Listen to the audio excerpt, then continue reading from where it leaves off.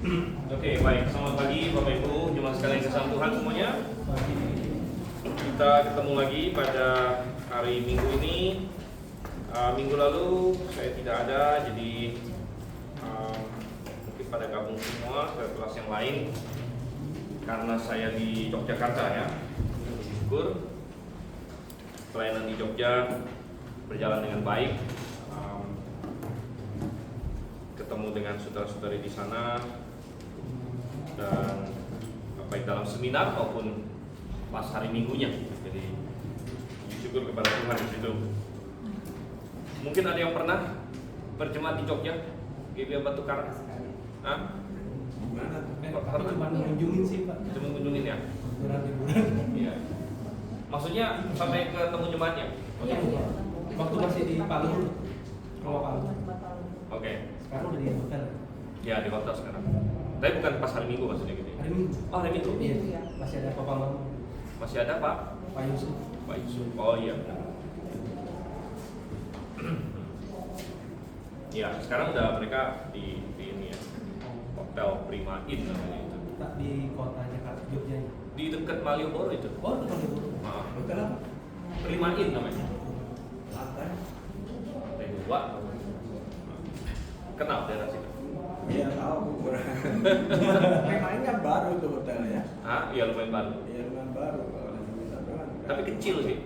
Kecil iya. Ya, hotel-hotel kecil gitu. Ya, supaya ini kan. Kalau hotel gede ya mahal. Bagus lah. Oke ya. Ya puji syukur dan hari ini kita masuk ke dalam pembahasan yang baru. Kita ingin belajar tentang Daud ya. Kita masih tetap Daud, tapi kita sekarang mau belajar waktu Daud sudah jadi raja. Jadi yang lalu kita belajar Daud waktu dia belum menjadi raja. Bagaimana dia waktu dia di Urapi, kemudian dikejar-kejar Saul dan sebagainya. Nah, jadi ada lembar isian baru bagi yang belum ambil, ada di belakang. Kita ingin belajar tentang Daud sesudah dia menjadi raja. Oke. Jadi kita masuk materinya terutama dari 2 Samuel sebenarnya. Ini kisah tentang Daud setelah dia menjadi raja, tapi sebenarnya materi tentang Daud menjadi raja juga tersedia di 1 Tawarik sebenarnya. Ya, jadi 2 Samuel dan 1 Tawarik. Walaupun 1 Tawarik di situ lebih banyak berfokus kepada apa yang Daud lakukan untuk bait suci atau untuk persiapan bait suci. Gitu. Jadi kita melihat suatu penekanan yang sangat berbeda ya antara Samuel raja-raja dengan Tawarik. Karena Tawarik ditulis oleh kelompok imam. Jadi mereka tertarik untuk memberitahukan sejarah dari bait suci, mulai dari didirikannya dan persiapannya, dan Daud segala macam mempersiapkan untuk mendirikan bait suci sampai segala aturannya ya, dan Daud sangat berperan di situ. Oke, sebelum kita masuk lebih lanjut kita akan berdoa terlebih dahulu kan. Saya minta dia akan akan memberi dalam doa. Kita sambut doa, terima kasih Tuhan semoga kamu hari ini kami ingin belajar firman yang Tuhan memberkati, memberikan hikmat kepada Bapak Stephen agar dapat menjelaskan kepada kami sehingga kami mengerti apa yang Tuhan inginkan dalam kehidupan kami. Terima kasih Bapak. Tuhan Yesus kami berdoa. Amin. Amin. Oke. Jadi materi kita ada di 2 Samuel terutama, dan kita lihat lembar isian kita sekarang di sini ya. Dan berkali-kali, 2 kali tepatnya, Daud berkesempatan untuk membunuh Saul, kita masih ingat itu, tapi dia tidak melakukannya. 1 kali di dalam gua, kemudian kedua kali lagi waktu Saul tidur, ya. Dan Daud berkata, aku tidak akan membunuh dia. Kalau Tuhan mau mengenyahkan dia, Tuhan yang akan membunuhnya. Dan memang akhirnya terbukti. Dan Daud tidak pernah memberontak terhadap Saul, dan akhirnya Saul mati. Ya, Tuhan mengizinkan Saul untuk mati. Dan di poin 1 kita dibilang setelah Saul mati terbunuh oleh, masih ingat dia terbunuh oleh siapa? Filistin. Orang Filistin adalah jawabannya di sini. Saul mati terbunuh oleh orang Filistin. Daud diurapi menjadi raja di sini. Tapi sebelum kita melihat Daud diurapi menjadi raja, ini sangat menarik sekali karena ada suatu tambahan lagi di sini. Kita melihat bagaimana Tuhan bekerja dalam segala sesuatu. Ingat bahwa pada waktu acara Saul bakal mati oleh orang Filistin itu terjadi beberapa hal. Waktu itu kan orang Filistin mau berperang melawan orang Israel. Dan kita tahu di sini ada Saul, ada Yonatan dan anak-anaknya dan sebagainya. Dan termasuk di kalangan orang Filistin ini adalah Akis, masih ingat di situ. Akis dan panglima-panglima raja-raja Filistin yang lain. Dan waktu itu Daud itu kan lari dan menjadi anak buahnya si Akis ini, kalau kita masih ingat. Ya. Jadi waktu itu Daud masuk menjadi anak buahnya Akis, dan Akis itu sebenarnya ingin Daud ikut berperang bersama dengan mereka untuk melawan Saul dan orang Israel, tapi oleh raja-raja yang lain Daud bilang tidak boleh, gitu. Karena mereka takut bahwa Daud akan nanti tengah-tengah peperangan ya berkhianat, artinya balik membela orang Israel malah menyerang orang Filistin. Ya bisa jadi memang akan Daud lakukan, gitu. Jadi saya rasa ketakutan raja-raja Filistin yang lain itu masuk akal. Masuk akal. Nah, lalu Daud kan disuruh pulang di situ ya. Daud disuruh pulang, jadi dia tidak boleh ikut di sini. Dan waktu Daud pulang, ingat tempatnya adalah di Ziklag. Nah, tempatnya ada di Ziklag. Dan ternyata dia dapatkan Ziklag sudah dibakar oleh orang-orang Amalek waktu itu. Dibakar, dan ini yang ada kita bahas juga yang lalu, di mana istrinya Daud ditawan dan semua istri dan anak-anak orang-orang Daud juga ditawan, dan menyebabkan Daud harus mengejar mereka. Dan itu juga suatu periode Daud yang boleh dibilang dia sangat terdesak ya, karena orang-orangnya marah terhadap dia, mungkin secara tidak fair menyalahkan Daud. Dan biasa kalau jadi pemimpin seperti itu, kalau ada masalah pengikut itu akan salahkan pemimpin, walaupun mungkin bukan salah pemimpin juga, begitu. Bukan salah Daud kan bahwa orang Amalek itu menyerang Ziklag, begitu. Tapi begitu itu terjadi dan begitu itu mereka semua sedih, kehilangan, ya mereka menyalahkan Daud. Dan ini adalah salah satu momen rendah lah dalam karir Daud selama itu, momen di mana dia begitu terjepit. Ya. Tapi kita membaca bahwa Daud menguatkan kepercayaannya kepada Tuhan. Nah, di sini ada satu pelajaran yang indah, karena Tuhan mengizinkan ini, Ziklag ini dibakar dan sebagainya, dan anak dan keluarga Daud ditawan. Itu ada tujuannya rupanya. Dan tujuannya adalah supaya justru Daud teralihkan dari ini, sehingga dia menghabiskan waktu untuk mengejar orang Amalek di sini. Dan dia menghabiskan waktu beberapa hari kan untuk mengejar orang Amalek ini. Memang akhirnya Tuhan memberikan kemenangan. Orang Amalek dikalahkan, semua keluarga Daud dan juga keluarga orang-orangnya, tidak ada satupun yang hilang. Berhasil mereka dapatkan kembali, gitu ya. Tetapi dengan dia menghabiskan beberapa waktu untuk mengejar Amalek di sini, apa yang terjadi? Yang ini sudah terjadi, peperangan ini. Peperangan ini sudah terjadi dan Saul sudah mati. Saul sudah mati. Nah, kalau misalnya andai kata Ziklag tidak terjadi, di mana pembakaran Ziklag terjadi dan sebagainya, waktu si Filistin ini Daud diusir, Daud kan tinggal di rumah terus, ya mungkin dia akan pasang telinga tentang apa yang akan terjadi di sini, dan mungkin dia akan dapat sedikit kabar-kabar gitu kan. Daud nih orang Israel lagi kalah lagi apa, dan mungkin dia akan tergoda untuk saya harus bantuin orang Israel begitu. Ya, karena patriotisme dia yang tinggi gitu kan. Dan bisa jadi dia malah merasa dia perlu ikut ambil bagian di sini. Padahal Tuhan sudah merancang ini adalah ajangnya memang Israel kalah, gitu. Israel kalah dan Saul mati di situ sebenarnya. Jadi dengan terjadinya Ziklag di sini, Daud sengaja Tuhan taruh, udah kamu urus ini aja lah, gitu. Kamu nggak usah urus yang di sini. Gitu. Dan yang di sini akhirnya Saul mati. Gitu. Ya, dan kita melihat bahwa Tuhan bekerja dalam segala sesuatu, itu adalah suatu kebenaran yang sangat indah, ya.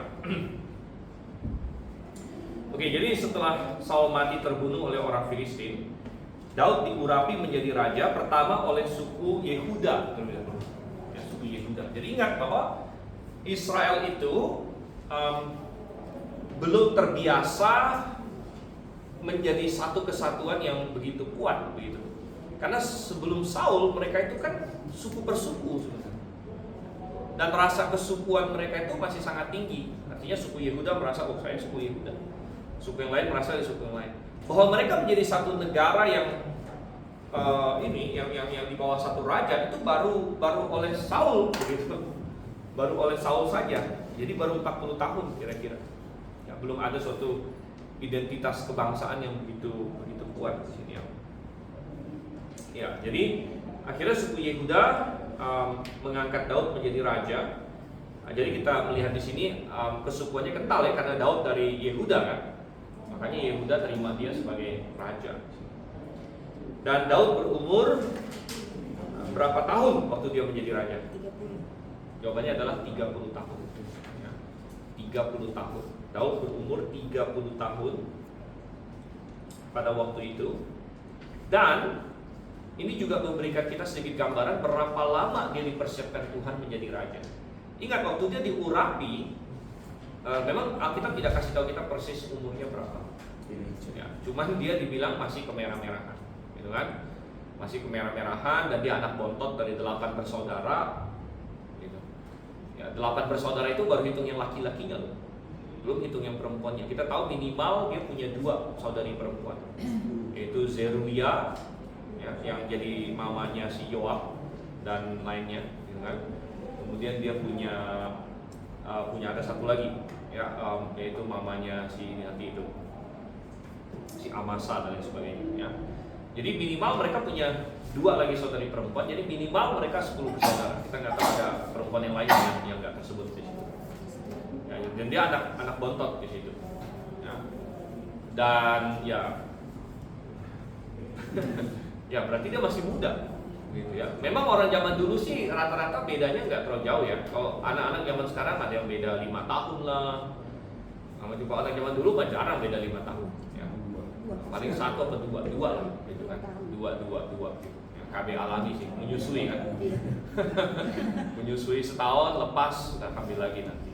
Nah, menyusui setahun, lepas ambil lagi. Jadi rata-rata 2 tahun gitu ya. Ya, tapi lumayan kalau 10 anak, ya kan. Berarti bisa beda 20-an tahun ya, antara yang pertama dengan yang terakhir ya. Beda 20-an tahun. Ya, dan diperkirakan bahwa Daud itu masih remaja gitu. Walaupun persisnya kita nggak tahu umurnya berapa ya. Yang apakah 15, 16, 17 atau bahkan 14 kita nggak tahu. Tapi kalau kita tarik ke 30 waktu dia benar-benar diurapi jadi raja oleh suku Yehuda, berarti ada belasan tahun di situ. Antara katakanlah 13 sampai 15 tahun ya. 13 sampai 15 tahun dia ya kira-kira seperti itu ya. Ini dia sesudah diurapi Samuel sampai benar-benar menjadi raja. Umur Saul juga nggak ketahuan. Umur Saul kita juga tidak dikasih tahu gitu ya. Tapi artinya kita jadi belajar bahwa seringkali Tuhan bekerja itu secara jangka panjang. Sedangkan kita manusia cenderung kita ingin sesuatu instan. Cenderung kita ingin sesuatu instan, gitu kan? Kita ingin sukses yang instan, kita ingin keberhasilan yang instan. Dan Daud selama belasan tahun itu dia nggak ada bikin kesalahan besar gimana, begitu. Dia setia saja sama Tuhan sebenarnya, gitu ya. Mulai dari dia remaja itu, dari dia membunuh Goliat dan sebagainya, dia nggak ada menyimpang apa dari Tuhan, itu nggak ada. Ya cuma Tuhan suruh dia sabar aja gitu. Sabar. Dan itu belasan tahun ya, belasan tahun. Dan contoh yang lain yang juga menarik adalah Yusuf ya. Yusuf juga mirip ya, 17 tahun dia jadi budak. Kemudian umur 30 juga dia naik menjadi perdana menteri. Jadi itu juga belasan tahun dia harus menderita di situ. Ya, dan ya, memang sering dikatakan bahwa ketika Tuhan menciptakan suatu mahakarya, ya, manusia menciptakan mahakarya saja kan butuh waktu, gitu. Nah, Tuhan ingin memoles manusia, kan? Dan melalui pengalaman-pengalaman, ya, melalui justru menang terhadap berbagai godaan, menang terhadap berbagai tantangan. Ya. Jadi Daud siap akhirnya. Oke, masuk ke poin nomor 2 sekarang di sini ya. Nah, jadi pemerintahan Daud terbagi menjadi 2 sebenarnya. Terbagi menjadi 2. Kira Daud diurapi ya, umur 30 30 tahun Daud menjadi raja.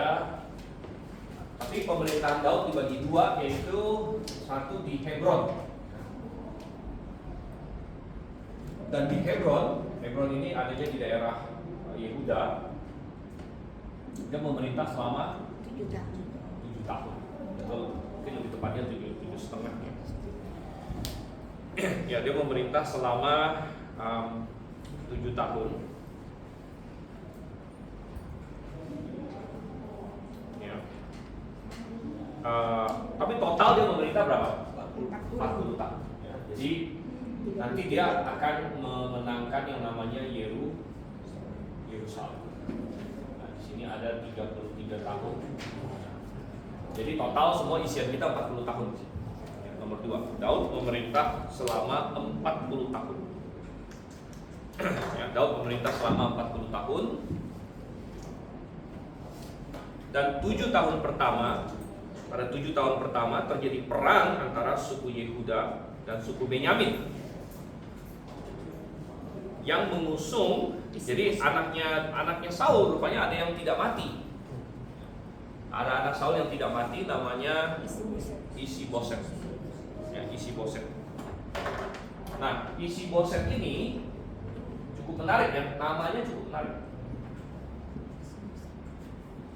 Is itu artinya manusia atau laki-laki. Ya, Boset itu sebenarnya artinya memalukan. Ya, jadi Isi-Boset itu literal artinya ya orang yang memalukan atau manusia yang memalukan. Ya. Dan kita bingung juga kenapa orang dikasih nama seperti itu. Ya,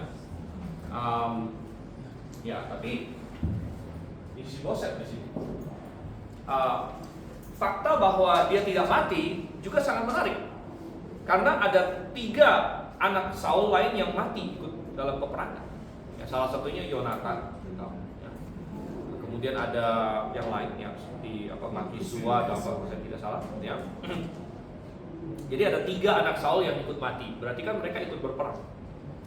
Nah, bahwa Isi-Boset tidak mati, ya, mungkin berarti dia tidak ikut perang. Ya, dan mungkin dia adalah salah satu dari anak Saul yang lemah, lemah secara fisik, ya mungkin lemah secara mental juga, sehingga tidak ikut berperang bersama dengan ayahnya, sama dengan bapaknya. Dan tetapi ya mau tidak mau dia diangkat sebagai raja karena mungkin hanya dia yang tersisa dari anak-anak Saul yang bisa didukung. Ya, tetapi jelas bahwa yang mendukung Isi-Boset sebenarnya kekuatannya bukan dari Isi-Boset sendiri, tapi adalah dari panglimanya Saul yang namanya adalah Abner. Ya. Jadi Abner lah yang mendukung Isi-Boset. Abner lah sebenarnya kekuatan yang sesungguhnya. Ya. Jadi terlihat bahwa Isi-Boset tidak punya kekuatan sebenarnya. Ya, dia tidak punya karisma yang cukup, dia tidak punya keterampilan militer yang cukup untuk memimpin prajurit-prajurit dan sebagainya. Sehingga dia sangat bergantung kepada Abner. Dan kekuatannya ada pada Abner sebenarnya. Ya, jadi 7 tahun mereka ada perang saudara sebenarnya di sini. Yehuda pilih Daud, sementara Benyamin pilih Isi-Boset. Dan mungkin suku-suku lain ya agak bimbang-bimbang ya. Berdasarkan aturan sih mestinya kan kalau dinasti rajanya mati kan anaknya yang jadi raja gitu kan. Jadi ya itulah yang diinginkan oleh raja-raja, dia punya suatu dinasti yang berkelanjutan. Tapi mereka ragu-ragu dan perang ini selesai ketika Abner mati. Dan Abner mati itu ini sebenarnya karena dibunuh oleh Yoab. Kita tahu ceritanya bahwa Abner sebenarnya sudah mau berdamai dengan Daud. Karena terjadi cekcok antara Isi-Boset dengan Abner. Jadi mereka cekcok masalah perempuan. Jadi ada gundiknya Saul, ya. Gundiknya Saul Lalu nggak tahu Isi-Boset dengar rumor dari mana, kita juga nggak tahu benar atau nggak, bahwa Abner ada main dengan gundiknya Saul. Nah, Isi-Boset tegur Abner, gitu. Kenapa tegur Abner? Karena pada waktu itu begini. Ketika seorang raja digantikan oleh raja lain, ya, yang bukan anaknya, jadi digantikan, bisa dikalahkan dan lain sebagainya, maka semua milik raja itu jadi milik raja yang baru, ya, termasuk tentu istananya, ya, harta bendanya, nah termasuk kayak istri-istrinya, gitu. Jadi kayak menjadi tawanannya raja yang baru ini.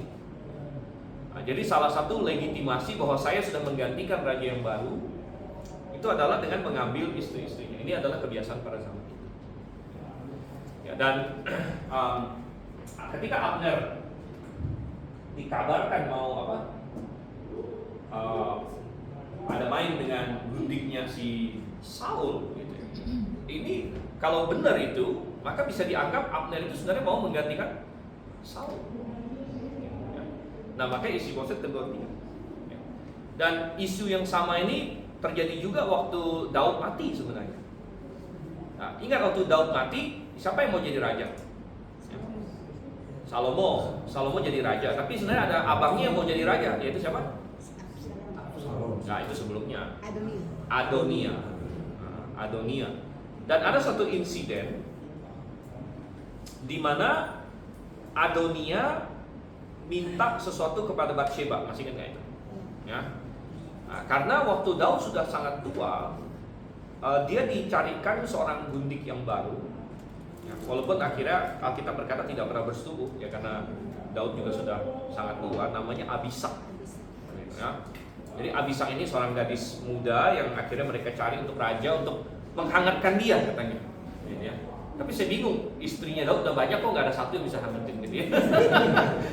Harus cari yang baru gitu kan. Aneh juga.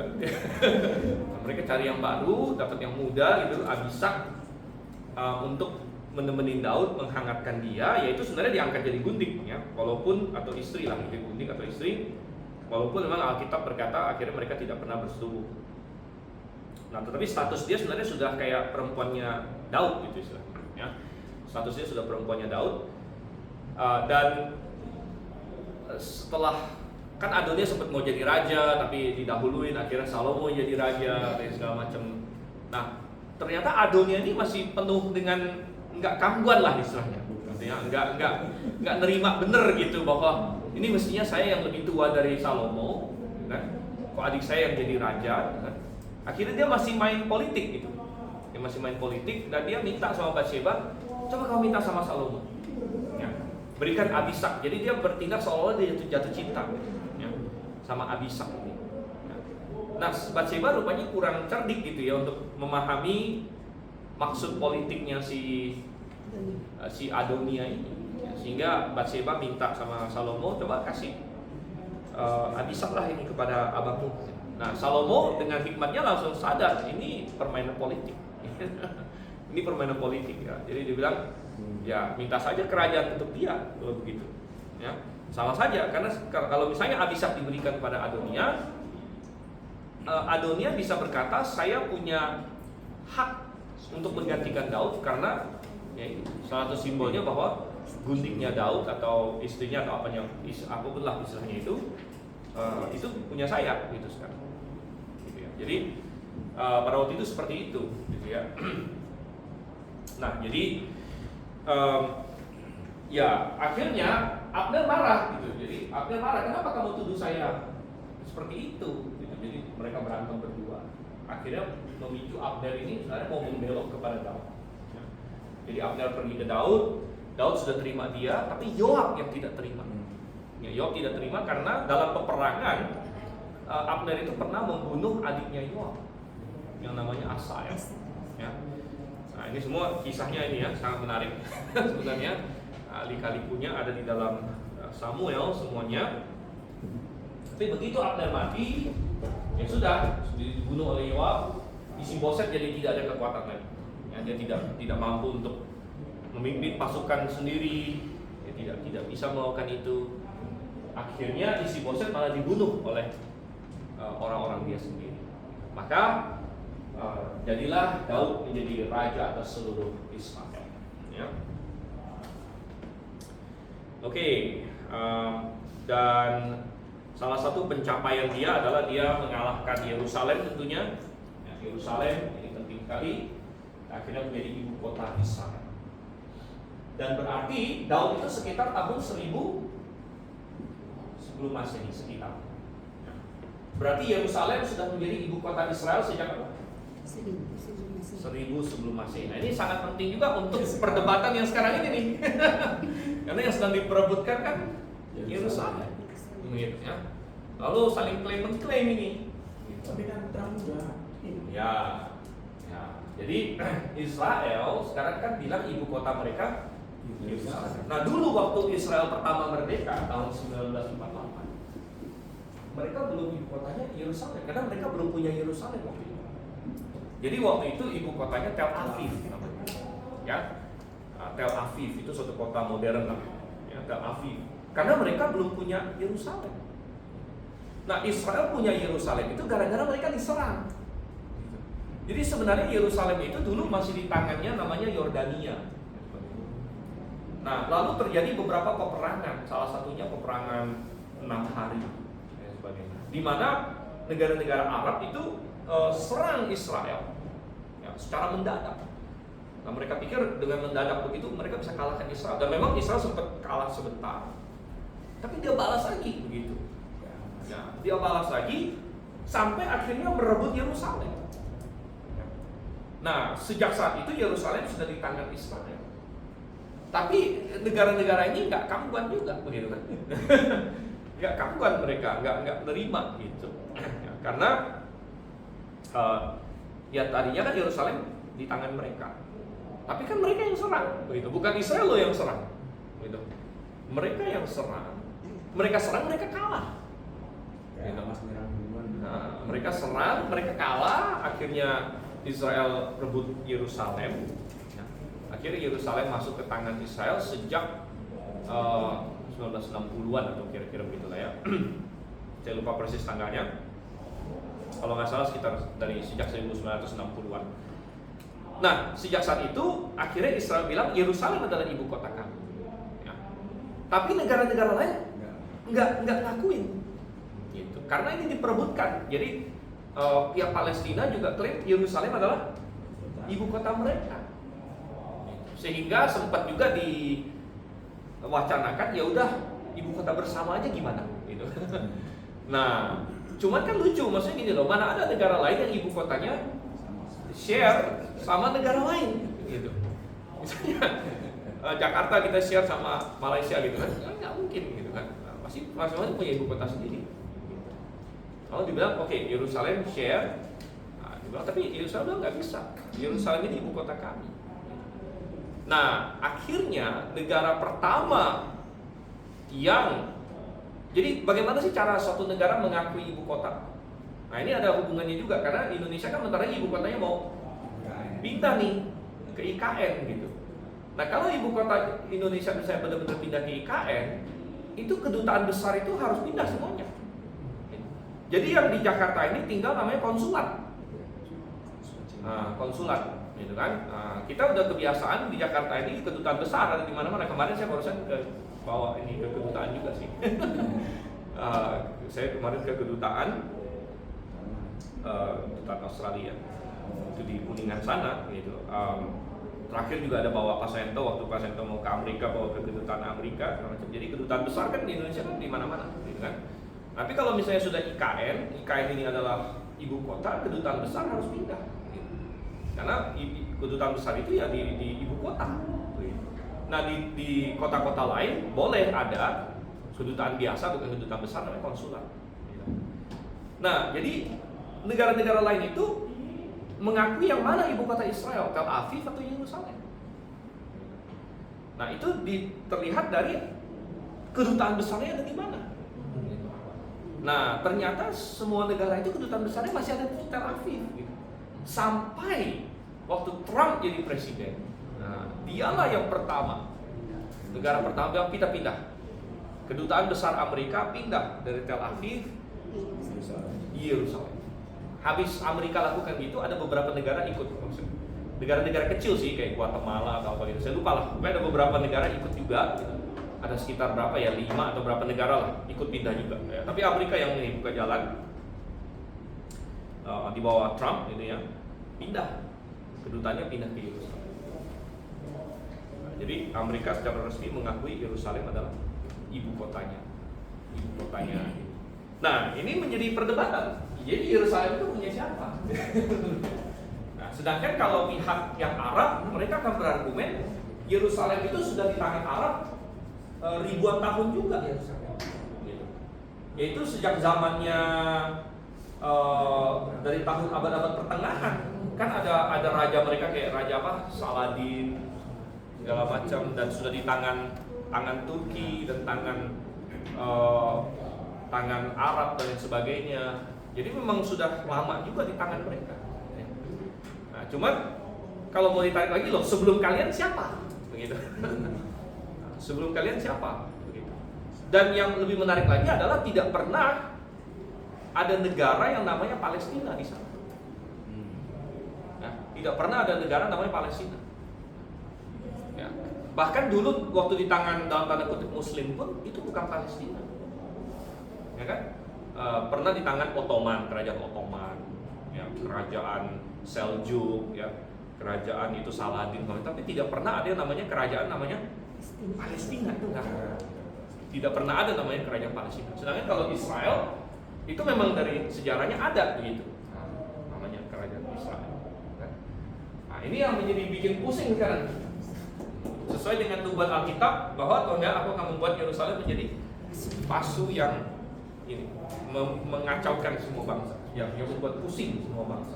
Ya. Ya. Karena ini Yerusalem. Ya. Pak, Filistin itu Pak? Sama dengan Palestina? Filistin ya mereka pengen tarik ke sana ya. Tapi Filistin juga tidak pernah atas Yerusalem pun dulu. Kalau Filistin itu selalu adanya di pantai timur dekat Mediterania. Kalau kota-kota yang basis Filistin itu kan Gaza. Ya, kalau Gaza iya, benar ya. Gaza, Ekron, kan ada 5 kota besar Filistin. Gaza, Ekron, Gat, Askelon, apa lagi satu lagi? Gaza, Gat, Ekron, Askelon, satu lagi saya lupa. Asdod atau apa gitu ya. Ya, jadi ada. Pak, apakah Filistin sama Palestina itu sama nggak orang-orang seperti bangsa? Sebenarnya beda. Ya, sebenarnya secara etnis sudah beda itu. Ya. Secara etnis dan secara kebudayaan juga sudah beda sekali. Karena Filistin nggak punah. Iya sebenarnya, gitu kan? Iya sebenarnya. Dan secara etnis berbeda, begitu ya. Enggak usah jauh-jauh. Jangankan ini Filistin. Saya ada pernah bilang bahwa Israel itu unik sekali. Karena Israel itu sempat hilang beribu-ribu tahun, lalu tiba-tiba muncul lagi masih dengan identitas dan budaya yang sama. Gitu. Ini jarang. Bahkan negara yang terus berlanjut pun budayanya dan identitasnya bisa berubah total. Contohnya Mesir. Mesir itu kan ada terus dari dulu. Tapi Mesir hari ini dengan Mesir katakanlah zamannya Yesus dengan Mesir yang 2000 tahun lagi sebelumnya itu berbeda total Mesirnya. Gitu. Namanya Yusuf. Mesir zaman dulu itu kan agamanya apa? Bahasanya apa? Dulu kan Mesir terkenal, kita belajar di sekolah pakai tulisan hieroglif. Ya, agamanya apa? Ya menyembah dewa Ra, apa segala macam. Bahasanya apa? Beda lah semua. Sekarang kan Mesir kan bahasa Arab, agama Islam. Jadi artinya secara kultural itu Mesir sekarang dengan Mesir dulu itu sudah berbeda sekali gitu. Jadi orang Mesir kuno kalau bisa balik lagi melihat Mesir sekarang dia juga bakal bingung, ini apa di sini gitu. Tetapi Israel itu uniknya itu sekalipun sudah hilang ribuan tahun, sekali muncul lagi itu secara kultural dan etnis dan kepercayaan itu masih melanjutkan gitu. Ya, masih melanjutkan yang dulunya itu. Bahasanya masih bahasa Ibrani, kepercayaannya masih kepada Tuhan, Yehova, gitu kan. Nah, jadi, ya itu yang kita bilang kontinuitas ini sesuatu yang ajaib sebenarnya, atau mukjizat. Oke, nah coba kita masuk di sini masa kejayaan ya.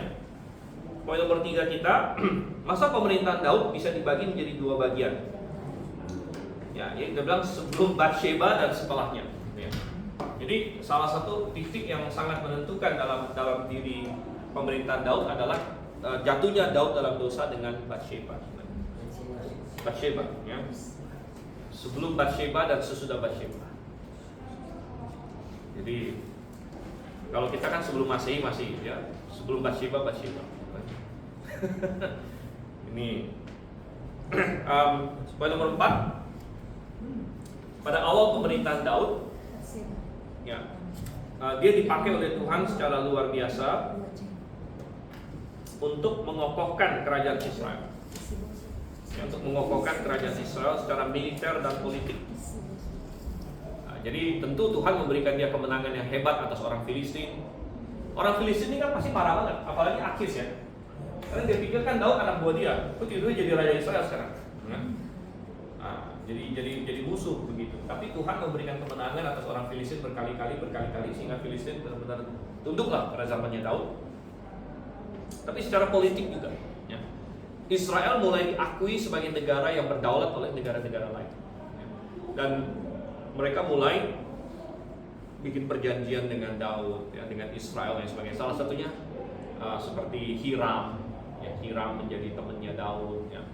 Ada pokoknya kerajaan-kerajaan yang lain sekeliling itu mulai mengakui, oh ya ini suatu kerajaan yang berdaulat gitu. Daud terlibat dalam banyak peperangan yang dia menangkan di sini ya, yang dia menangkan. Ya, jadi memang ada banyak sekali peperangan yang dia lakukan. Tetapi yang paling hebat adalah poin nomor 5 di sini ya.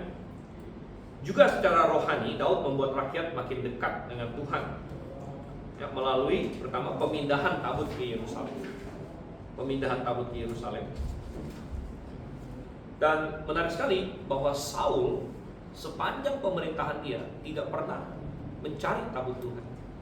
Tidak pernah berpikir mau tabut itu lebih dekat kepada dia, tidak pernah, tapi dibiarkan di Kiryat Yarim yang waktu dikembalikan oleh orang Filistin itu, ya, dia tinggalkan di situ, dibiarkan, tidak pernah mencari. Tapi Daud begitu dia menjadi raja, tidak lama setelah dia masuk Yerusalem, dia langsung mencari tabut Tuhan dan dia berniat untuk memindahkan. Nah, ini terlihat ada perbedaan yang besar ya, adalah kerohanian kedua orang ini. Dan memang kerohanian seseorang kadang-kadang terlihat itu dari bagaimana dia menanggapi hal-hal yang ada hubungannya dengan Tuhan, hal-hal yang rohani. Bagaimana sikap seseorang kalau di zaman sekarang kita nggak ada tabut Tuhan lagi memang. Ya, jadi nggak usah cari-cari tabut Tuhan hari ini. Tabut Tuhan itu dicari-cari para arkeolog atau dicari di film itu, apa Indiana Jones atau apa namanya, The Lost Ark apa itu bohong-bohongan semua gitu ya. Kita nggak usah cari tabut Tuhan, tapi kerohanian seseorang bisa terlihat juga bagaimana dia menanggapi hal-hal yang rohani hari ini, yang ada hubungan dengan Tuhan. Gitu. Bagaimana hubungan kita dengan Alkitab? Bagaimana hubungan kita dengan gereja? Ya. Nah ini terlihat gitu, orang yang rohani dekat pada Tuhan, dia akan hal-hal ini akan dekat pada hatinya. Ya, firman Tuhan akan dekat pada hati. Gitu kan? Gereja lokal, gereja Alkitabiah akan dekat pada hatinya. Ya, jadi ya ini akan terlihat ya dalam tindakan ya, dalam apa yang kita lakukan. Dan juga melalui mengatur kebaktian di hadapan Tuhan menggunakan mazmur-mazmur yang dia gubah. Jadi Daud adalah komposer ya, paling hebat waktu zaman itu, dan dia mengubah lagu banyak sekali ya, yang dipakai dalam kebaktian-kebaktian pada waktu itu. Oke, mungkin kita akan stop sampai sini hari ini karena waktu kita sudah singkat ya. Pak, nanti untuk kalau misalnya supaya Allah dibangun kembali sama orang Yahudi, Ya. apakah tabutnya dicari juga? Nah, ya sebenarnya mereka sangat-sangat mencari tabut itu sampai hari ini, dan keberadaan tabut itu kan misterius Pak. Iya. Karena apakah jadi terakhir bait suci itu kan dihancurkan oleh Titus kan, oleh Jenderal Titus oleh Romawi. Nah lalu tabutnya itu lari kemana habis itu? Nah ini ada banyak sekali teori konspirasi, teori apa semacam banyak kan, gitu kan? Ada teori dihancurkan, ada teori disembunyikan oleh keluarga imam apa, gitu. Ada banyak teori lah, gitu. Ada teori, ada bahkan yang klaim saya sudah ketemu tabutnya, tersembunyi di mana, begitu. Jadi ada banyak sekali teori di situ. Tapi ya memang mungkin mereka akan coba bikin yang baru, saya nggak tahu, gitu ya. Tapi kan tentu nggak akan seperti aslinya, karena di atas tabut itu harus ada kerub. Dan saat ini nggak ada orang yang benar-benar tahu kerub itu seperti apa, gitu. Hanya waktu itu kan Musa yang tahu, karena dari Tuhan. Gitu. Nah, jadi ya tabut bait yang akan didirikan itu nanti bukanlah bait yang akan Tuhan verifikasi, karena setiap kali bait dibuat kan Tuhan verifikasi dengan Shekinah glory itu. Oke, kita akan tutup doa ya. Oke, minta Pak Andi bikin tambah. Terima kasih untuk kesempatan pada pagi hari ini Tuhan, kami bisa tempat ini, kami bisa mendengar kebenaran firman-Mu. Biar Tuhan benar firman dapat melakukan dalam hati kami, kami menjadi pelaku-pelaku firman. Terima kasih Tuhan Yesus, berkati Mas Stephen yang sudah mengajar kepada kami. Biar pertama-tama memberi juga pengertian yang kami lakukan setelah ini ya Tuhan. Kami percayakan semuanya ke dalam tangan Tuhan. Dalam nama Tuhan kami Yesus Kristus kami berdoa. Amin. Oke. Gabung.